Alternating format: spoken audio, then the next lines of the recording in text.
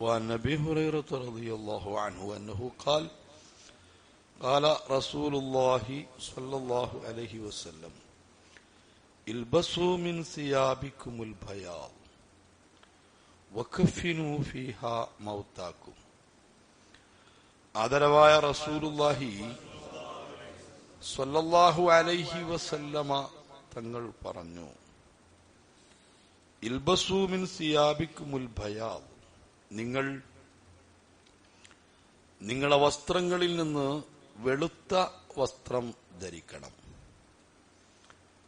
വകഫിനു ഫീഹാ മൗതാക്കും, വെളുത്ത വസ്ത്രത്തിൽ നിങ്ങൾ മരിച്ചവരെ കഫൻ ചെയ്യണം. മരിച്ചവരെ മയ്യത്ത് കഫൻ ചെയ്യേണ്ട വസ്ത്രം ഏതാണ്? അതേ കളറ് വസ്ത്രം തന്നെയാണ് നിങ്ങൾ ജീവിതത്തിൽ ധരിക്കേണ്ടതും. എന്ന് പറഞ്ഞാൽ മരിച്ച മയ്യത്ത് കഫൻ ചെയ്യാൻ വെള്ളവസ്ത്രം തന്നെ ധരിക്കണമെന്ന് എത്ര കണ്ട് നിങ്ങൾക്ക് താല്പര്യമുണ്ട്, നിർബന്ധമുണ്ട്. അതേ നിർബന്ധവും അതേ വാശിയും ജീവിച്ചിരിക്കുന്നവർ ധരിക്കുന്ന വസ്ത്രത്തിലും ഉണ്ടാവണം. അതേസമയത്ത് നാം ആരും വെള്ളവസ്ത്രത്തിലല്ലാതെ മയ്യത്ത് കഫൻ ചെയ്തത് കണ്ടിട്ടില്ല. ആരും അതിന് വാശി പിടിക്കാറില്ല. എല്ലാവരും വെള്ളവസ്ത്രത്തിൽ തന്നെയാണ്. ജീവിതത്തിൽ മുഴുവനും ജീൻസും അതുപോലത്തെ കളർ ഡ്രസ്സുകളും ധരിച്ച ആളുകളും മരിച്ചാൽ മയ്യത്ത് കഫൻ ചെയ്യാറുള്ളത് വെള്ളവസ്ത്രത്തിലാണ്.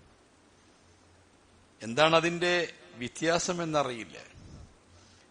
യഥാർത്ഥത്തിൽ ആരോഗ്യദായകമായത്, ശരീരത്തിന് ഏറ്റവും സുരക്ഷ നൽകുന്നത് വെള്ളവസ്ത്രം ആയതിനാലാണ് നിങ്ങൾ വെള്ളവസ്ത്രം ധരിക്കണം, വെള്ളവസ്ത്രത്തിൽ കഫൻ ചെയ്യണം എന്ന് ആദരവായ റസൂലുള്ളാഹി സ്വല്ലല്ലാഹു അലൈഹി വസല്ലമ തങ്ങൾ നിർദ്ദേശിച്ചത്. അതുകൊണ്ടാണ് ഉന്നതന്മാരായ ആളുകൾ, ബുദ്ധിയുള്ള ആളുകൾ, ശാസ്ത്രജ്ഞന്മാർ, ഡോക്ടർമാർ, അവരൊക്കെ വരെ യൂണിഫോം തിരഞ്ഞെടുത്തത് വെള്ളവസ്ത്രമാണ്. ആദരവായ റസൂലുള്ളാഹി സ്വല്ലല്ലാഹു അലൈഹി വസല്ലമ തങ്ങൾ നിർദ്ദേശിച്ച പല കാര്യങ്ങളും നാം അറിഞ്ഞുകൊണ്ടോ അറിയാതെയോ തിരസ്കരിക്കുന്നതിന്റെ ഭാഗമായി, അല്ലെങ്കിൽ ഓറിയന്റലിസ്റ്റുകൾ അതിന്റെ പിന്നിൽ പ്രവർത്തിക്കുന്നതിന്റെ ഭാഗമായി നബി സല്ലല്ലാഹു അലൈഹി വസല്ലമ തങ്ങൾ നിർദ്ദേശിച്ച കാര്യങ്ങളോട് ഏറ്റവും കൂടുതൽ നമ്മളാണോ എന്ന് സംശയിക്കേണ്ടിയിരിക്കുന്നു. പഴയകാലത്ത് ഈ പുതിയാപ്പിള പോകുന്ന സമയത്ത് പുതിയാപ്പിളയെ തിരിച്ചറിയൽ എങ്ങനെയാണ്? ആരാണ് വെള്ളവസ്ത്രമൊക്കെ ധരിച്ച് നല്ല ടവ്വലൊക്കെ കെട്ടിയത്? അവനാണ് പുതിയാപ്പിള എന്നാണ് പഴയകാലത്ത് തിരിച്ചറിയാറുള്ളത്. ഇപ്പൊ പുതിയാപ്പിള ഇറങ്ങുന്ന സമയത്ത് പോലും നമ്മുടെ ഹബീബായ മുത്തുനബി സ്വല്ലല്ലാഹു അലൈഹി വസല്ലമ തങ്ങൾ നിർദ്ദേശിച്ച ആ വേഷത്തോടും ആ വസ്ത്രത്തോടും നമുക്ക് താല്പര്യമില്ല. ഏതെങ്കിലും വിധേന അതിനെതിരെ ചെയ്യണം എന്ന ഒരു ത്വരം ഉണ്ടോ എന്ന് സംശയിക്കേണ്ടിയിരിക്കുന്നു. അത് ഞാൻ ഇടക്ക് ചിന്തിക്കാൻ വേണ്ടി ഓർമ്മപ്പെടുത്തിയതാണ്. കഫൻ തുണി വെള്ളവസ്ത്രത്തിലായിരിക്കൽ സുന്നത്താണ്. ഏറ്റവും നല്ലത് വെള്ളവസ്ത്രമാണ്. ജീവിച്ചിരിക്കുന്നവർക്ക് വെള്ളവസ്ത്രമായതുപോലെ തന്നെ പുരുഷന് പരമാവധി 3 തുണികളാണ്. ഈ 3 തുണിയും ഒരേ വീതിയും ഒരേ വലിപ്പവും ആവലാണ് ഏറ്റവും നല്ലത്. വ്യത്യാസങ്ങൾ ഉണ്ടെങ്കിൽ ഏറ്റവും നല്ലത് അടിയിൽ വിരിക്കണം. പിന്നീട് അതിനോടടുത്ത് നിൽക്കുന്ന ക്വാളിറ്റി ഉള്ളത് അതിന്റെ മേലെ വിരിക്കണം. അതിനോടടുത്ത ക്വാളിറ്റിയുള്ള മൂന്നാമത് വിരിക്കണം. അങ്ങനെയാണല്ലോ നാം ജീവിച്ചിരിക്കുന്ന ആളുകൾ വസ്ത്രം ധരിക്കുമ്പോൾ പുറത്തേക്ക് കാണുന്നതാണല്ലോ ഏറ്റവും നല്ലതാവുക. അതേപോലെ തന്നെ ഈ കഫൻ ചെയ്യാൻ പോകുന്ന തുണികളും ആ കഫൻ ഫുടയോടുകൂടെ നമ്മൾ വെക്കുന്ന പഞ്ഞി അതൊക്കെ ശരിക്ക് സുഗന്ധം പുകയിക്കൽ സുന്നത്താണ്. ഉഴുതോ ഏറ്റവും വില പിടിപ്പുള്ളത് എടുത്തോളൂ. ഉഴുതോ അതിനോട് സമാനമായ ഒരു ഉലുവാനും കുന്തുറുക്കോ എന്നുള്ള കണക്കൊന്നുമില്ല, അത് തിരക്കടില്ല. അതേ സമയത്ത് ഏറ്റവും നല്ല സുഗന്ധം അതൊന്ന് പുകയിക്കണം. പുകയിച്ചിട്ട് പുരുഷന്റേതാണെങ്കിൽ, സ്ത്രീകളാണെങ്കിൽ വളരെ വലിപ്പമുള്ള 2 തുണികളും, അതിന്റെ പുറമെ സ്ത്രീകൾ സാധാരണ നിസ്കരിക്കാൻ സമയത്ത് ഉടുത്തിരുന്ന ഒരു തുണി, അരയുടുപ്പ് എന്ന് പറയും. ഇപ്പൊ സ്ത്രീകൾ അങ്ങനല്ല. പഴയ നിസ്കാര കുപ്പായത്തിലൊക്കെ അങ്ങനെ സ്ത്രീകൾക്കൊരു തുണി ഉണ്ടാവും. ഇപ്പൊ സ്ത്രീകൾക്ക് തുണി എടുക്കാൻ അറിയില്ലല്ലോ. പഴയ സ്ത്രീകളുടെ നിസ്കാര കുപ്പായത്തിൽ അങ്ങനെ ഒരു തുണി ഉണ്ടാകും. അങ്ങനെ ഒരു തുണിയും ഒരു മക്കനയും ഒരു നിസ്കാരക്കുപ്പായവും അഥവാ ഒരു നീളക്കുപ്പായവും 2 തുണികളുമാണ് കഫൻ ചെയ്യാൻ വേണ്ടത്. മറന്നുപോകണ്ട. സാധാരണ ഉടുക്കുന്ന ഒരു തുണി, അതിനു മീതെ ഒരു മൊക്കന, ശേഷം ഒരു നീളക്കുപ്പായം. ഇങ്ങനെ 5 വസ്ത്രങ്ങളാണ് സ്ത്രീകൾക്ക് ഏറ്റവും നല്ലത്. 5നേക്കാൾ കൂടുതലാക്കുന്നത് കറാഹത്താണ്. പുരുഷന്മാർക്ക് 3 കൂടുതലാക്കൽ കറാഹത്തായതുപോലെ തന്നെ. ഒരാൾക്ക് തന്റെ കഫം പുട നേരത്തെ തന്നെ ഒരുക്കി വെക്കാമോ? കഫം ഒരു പുണ്യകർമ്മം അല്ല. അതേ സമയത്ത് ഇവിടുന്ന് അങ്ങോട്ട് അത് ശുഭത്തിന്റെ മുതലായിരിക്കും. വളരെ കൃത്യമായി ഹലാലാണെന്ന് ഉറപ്പുവരുത്തിയ ശുഭഹത്ത് ഇല്ലാത്ത തുണി ആയിരിക്കണം എന്റെ കഫം പൂട. ഞാൻ തന്നെ കൈകൊണ്ട് അധ്വാനിച്ചുണ്ടാക്കി കിട്ടിയ പണം കൊണ്ട് എന്റെ കഫം പൂട തീർത്തും ഹലാലായിരിക്കണം. അത്തരം വല്ല ചിന്തയോടുകൂടിയാണെങ്കിൽ അതിന് വിരോധമില്ല. അല്ലെങ്കിൽ ഏതെങ്കിലും ബറക്കത്താക്കപ്പെടുന്ന ആളുകളുടെ ബറക്കത്ത് ഉദ്ദേശിച്ചുകൊണ്ട് കിട്ടിയ വല്ല തുണികളോ അതും സൂക്ഷിച്ചു വെക്കുന്നതിന് വിരോധമില്ല. അതൊന്നുമല്ലാതെ ഒരാളുടെ കഫൻ തുണി നേരത്തെ വാങ്ങിവെക്കുന്നത് അത് സുന്നത്തില്ല. മറിച്ച് ഒരാൾക്ക് നേരത്തെ കബറ് കുത്തിവെക്കാമോ? കബറ് നേരത്തെ തന്നെ ഒരാൾക്ക് കുത്തിവെക്കുന്നത് സുന്നത്താണ്, നല്ലതാണ്. അല്ല, ഫിഖ്ഹിന്റെ കിതാബുകളിൽ അത് സുന്നത്താണെന്ന് പറയുന്നുണ്ട്. ഒരാൾ കബർ കുത്തിവെച്ചു എന്ന് കരുതി അയാളെ തന്നെ അതിൽ മറവ് ചെയ്തോളണം എന്നില്ല. പൊതു ശ്മശാനൊക്കെ ആണെങ്കിൽ മറ്റുള്ളവരെയും അതിൽ മറവ് ചെയ്യാവുന്നതാണ്. എനിക്ക് കുത്തിവെച്ച കബറാണ്, അത് എനിക്ക് മാത്രമേ എടുക്കാൻ പറ്റൂ, അങ്ങനെ കണക്കൊന്നുമില്ല. പൊതു ശ്മശാനത്തിലുള്ള കബറാണെങ്കിൽ ഒരാൾ പള്ളിക്കാട്ടിൽ ഒരു കബറ് കുത്തിവെച്ചു, അതിന്റെ കാശൊക്കെ കൊടുത്ത് കുത്തിവെച്ചു. സംഗതി വെച്ചാൽ വേറൊരാൾ മരിച്ചു, അയാളെ മറവ് ചെയ്യാൻ തടയാൻ പാടില്ല, മറവ് ചെയ്തു. എന്നാൽ നേരത്തെ കുത്തിവെച്ച ആൾക്ക് അയാൾ കബറ് കുഴിച്ചതിന്റെ കാശ് കൊടുക്കേണ്ടതുണ്ടോ? അത് കൊടുക്കേണ്ടതില്ല. അയാൾക്ക് അതിന്റെ കാശൊന്നും കൊടുക്കേണ്ടതില്ല. അയാളുടെ ആര് കുത്തിവെക്കാൻ പറഞ്ഞു?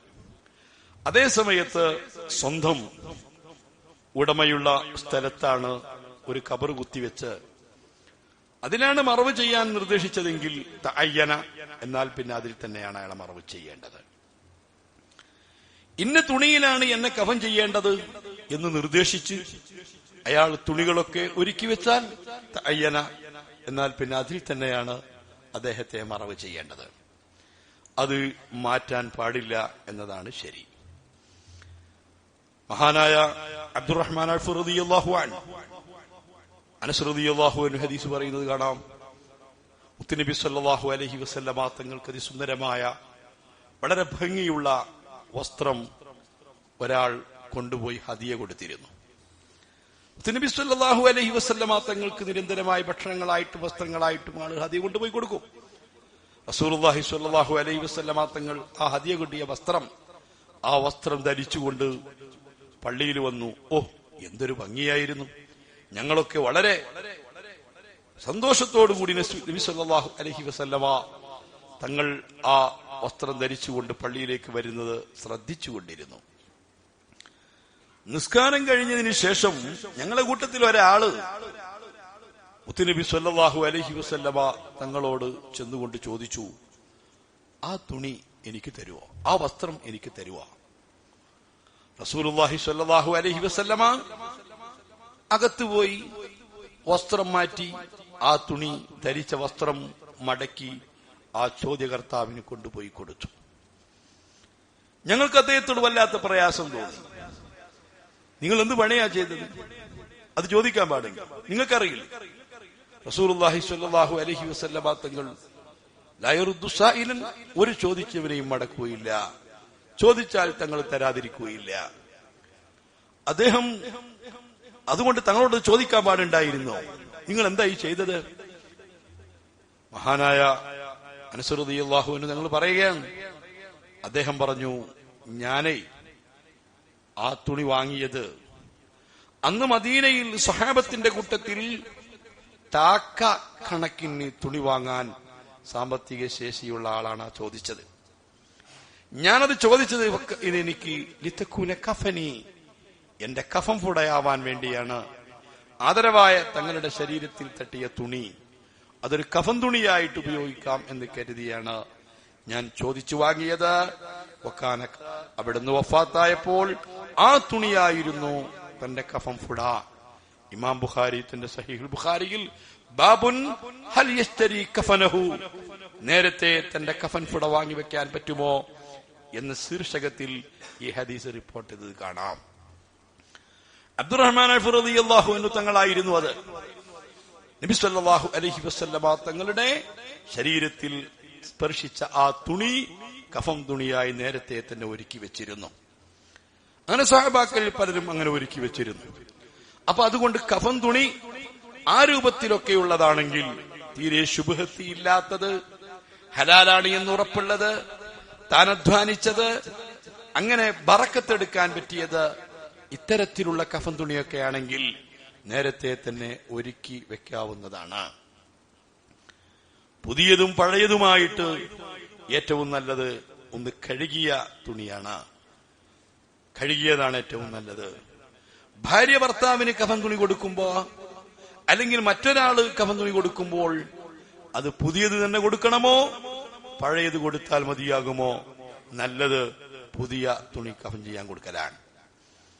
ഇപ്പൊ മുസ്ലിമീങ്ങളിൽപ്പെട്ട ഒരു നാട്ടിൽ ഒരാൾക്ക് കഫൻ തുണിക്ക് അയാൾക്ക് സാമ്പത്തിക ശേഷിയില്ല എങ്കിൽ അത് ഏറ്റെടുക്കേണ്ടത് കഫൻ ചെയ്യാൻ വേണ്ടിയിട്ട് വഖഫ് ചെയ്യപ്പെട്ട സ്വത്തിൽ നിന്ന് അല്ലെങ്കിൽ കഫൻ ബൈത്തുൽ മാലിൽ നിന്ന്, ബൈത്തുൽ മാലിൽ ഇല്ലെങ്കിൽ ആ നാട്ടിലെ മുതലാളിമാരാണ് അത് ചെയ്യേണ്ടത്. മുതലാളിമാരെന്ന് പറഞ്ഞാൽ ഫിഖ് പറഞ്ഞു അതിന്റെ പരിധി എത്രയാണ്? ഒരു വർഷത്തേക്ക് തനിക്കും തന്റെ ആശ്രിതർക്കും ജീവിക്കാൻ ആവശ്യമായ സാമ്പത്തിക ശേഷിയുള്ളവർക്ക് മുതലാളിമാര് എന്നാണ് പറയാ.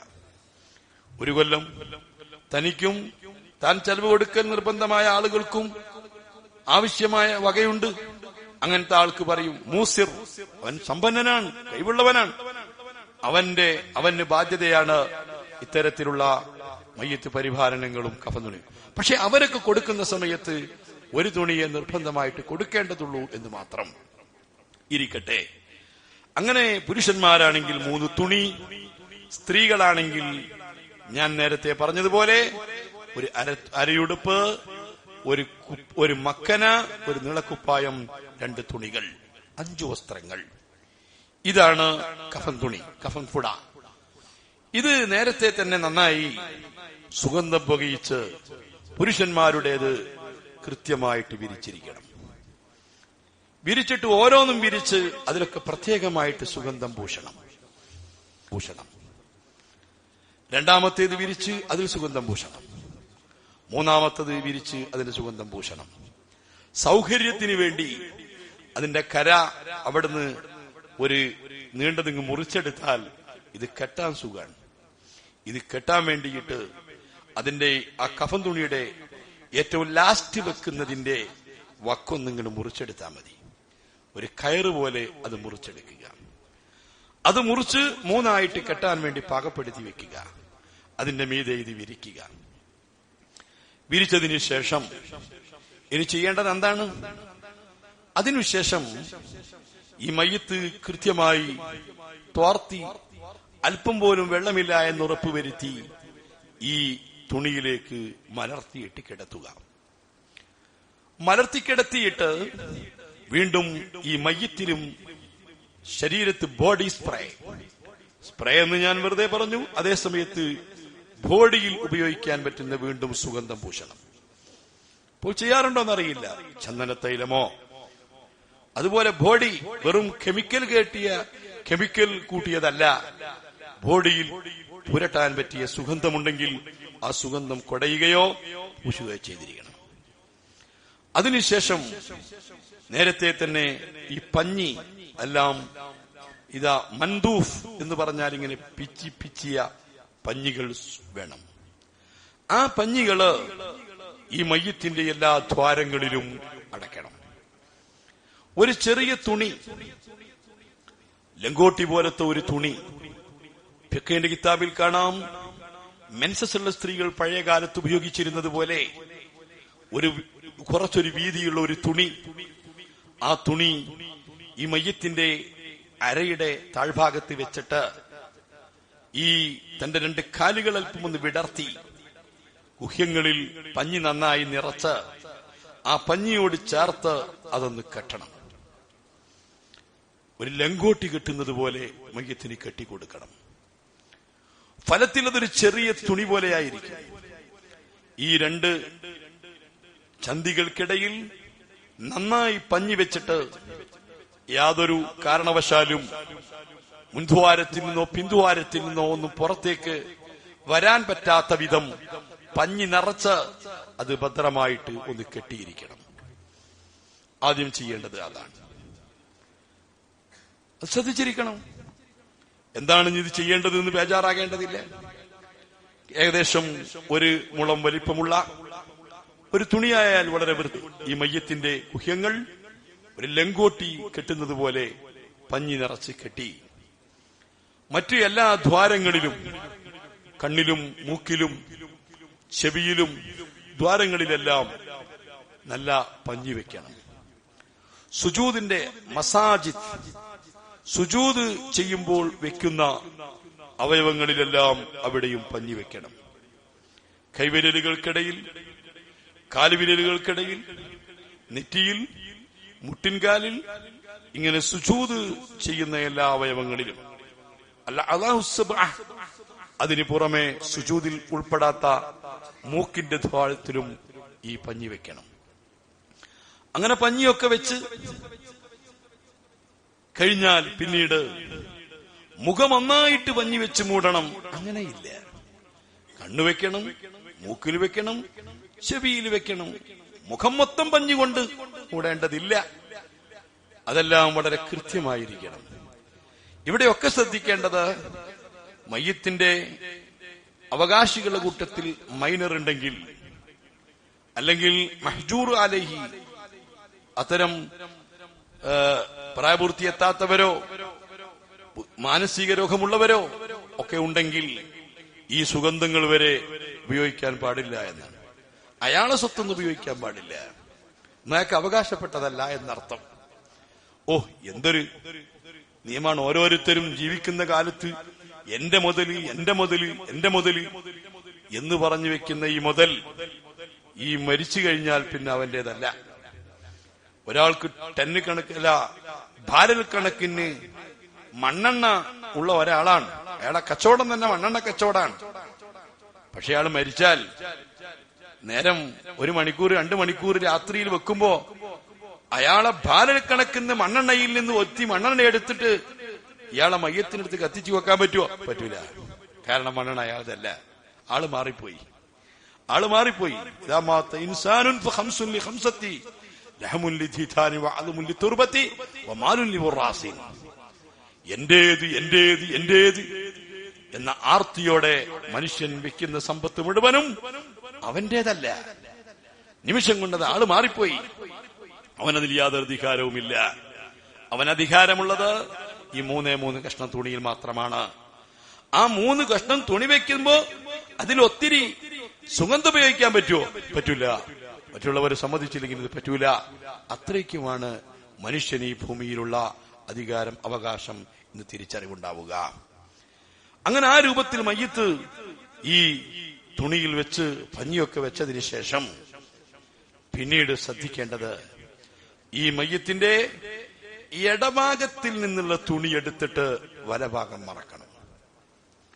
പിന്നെ വലഭാഗത്ത് നിന്ന് എടുത്തിട്ട് ഇടഭാഗം മറക്കണം.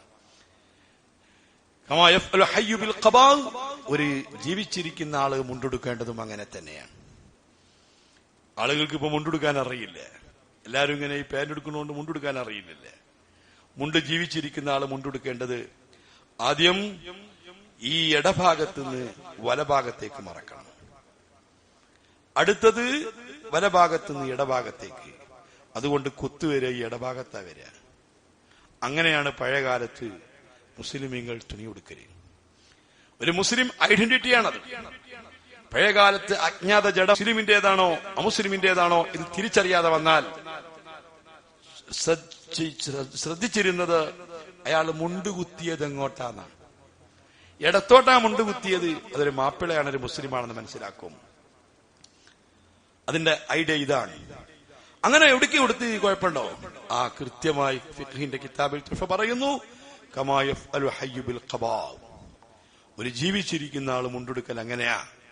ആദ്യം ഇടത്തുനിന്ന് എടുത്ത് വലഭാഗം മറക്കുക, പിന്നെ വലഭാഗത്തുനിന്ന് എടുത്ത് ഇടഭാഗം കുത്തുക. ഈ രൂപത്തിൽ തന്നെയാണ് കഫൻ തുണികൾ മടക്കേണ്ടതും.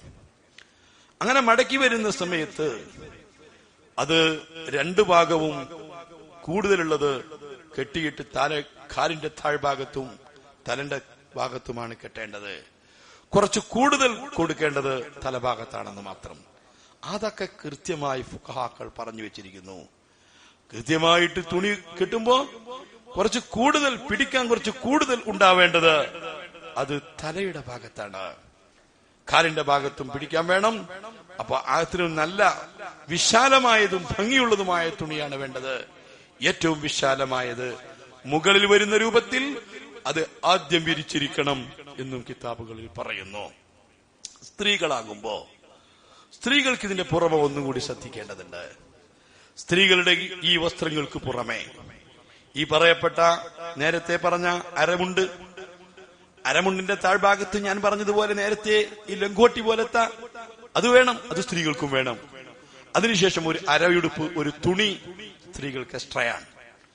അങ്ങനെ മക്കനയും നിസ്കാരക്കുപ്പായവും അതിനുശേഷം ഈ പറയപ്പെട്ട 2 തുണികളും ഈ രൂപത്തിൽ പൊതിഞ്ഞു വെച്ചതിന് പുറമെ സ്ത്രീകളുടെ സ്ഥനം, ഈ 2 സ്ഥലങ്ങൾ ഇളകുമ്പോൾ അങ്ങോട്ടും ഇങ്ങോട്ടും ഇളകാതിരിക്കാൻ വേണ്ടി ഒരു വീതിയുള്ള, ഏകദേശം 1 മുഴം വീതിയുള്ള ഒരു തുണി കൊണ്ട് ഭദ്രമായി മുകളിൽ കെട്ടിയിരിക്കണം.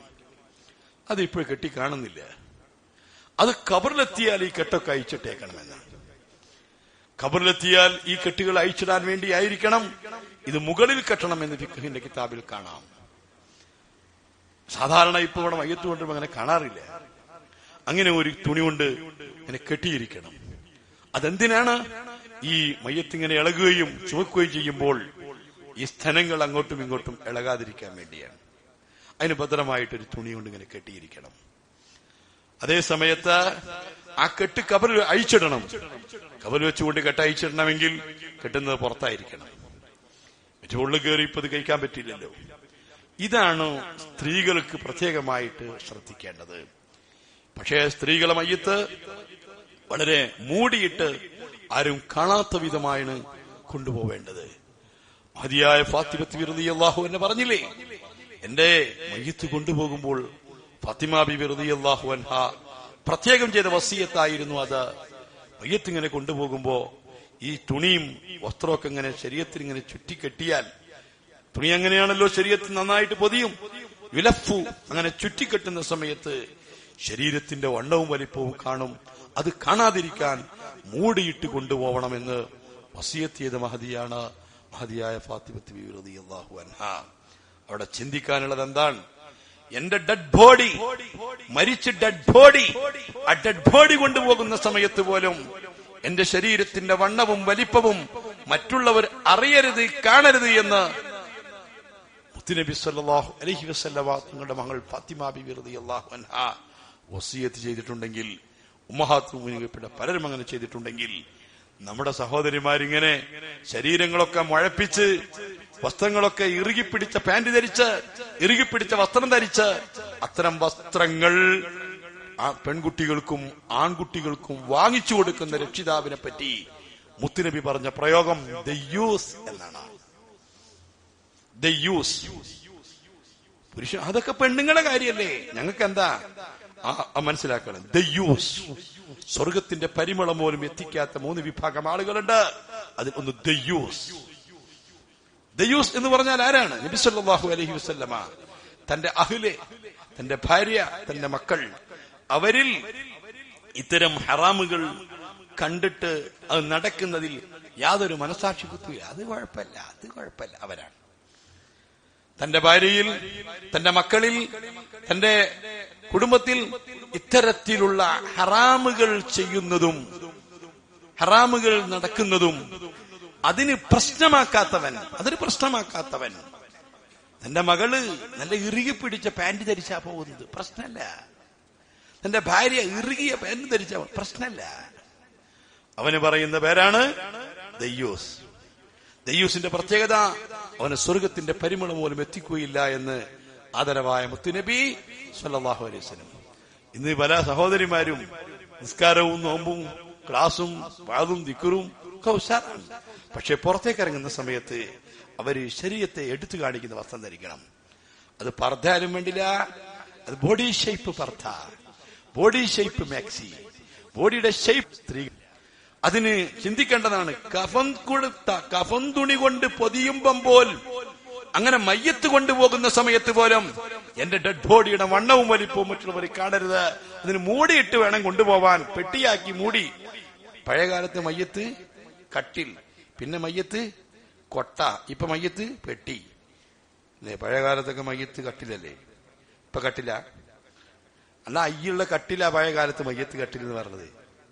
അങ്ങനെ പിന്നെ കുറച്ച് മയ്യത്ത് കൊട്ട, ഈ ചൂരൽ കൊണ്ടുള്ള കൊട്ട പോലെ. അതും കഴിഞ്ഞ് ഇപ്പൊ മയ്യത്ത് പെട്ടിയിലാക്കിയാ കൊണ്ടുപോണേ.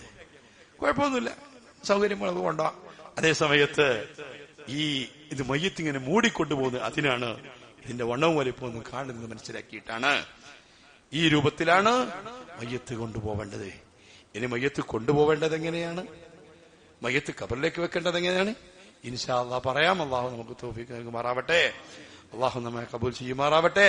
اللهم اجعل جمعنا هذا جمعا مرحوما وتفرقنا من بعده تفرقا معصوما ولا تجعل فينا ولا منا ولا معنا شقيا ولا مطرودا ولا محروما آمين برحمتك يا أرحم الراحمين.